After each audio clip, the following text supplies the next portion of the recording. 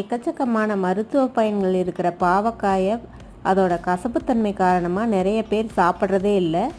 ஆனால் பாவக்காயை கசப்பில்லாமல் எப்படி சமைக்கலாம் அப்படிங்கிறத இந்த வீடியோவில் பார்க்கலாம். பாவக்காயில் விட்டமின் ஏ, சி போன்ற சத்துக்கள் இருக்கிறதுனால கண்களுக்கு ரொம்ப நல்லது. பாவக்காய் எடுத்துக்கிறதால சர்க்கரை வியாதியை கட்டுப்பாட்டில் வைக்கலாம். பாகற்காயில் இருக்கிற பாலிபெப்டைட் பி சர்க்கரை அளவை இன்சுலின் மாதிரி ரத்தத்தில் கட்டுப்படுத்துது. பாகற்காயில் நார்ச்சத்து அதிகமாக இருக்கிறதுனால குடலை சுத்தம் பண்ணுது. குடல் புழுக்கள் நீக்கத்துக்கு பாவக்காய் உதவியாக இருக்குது.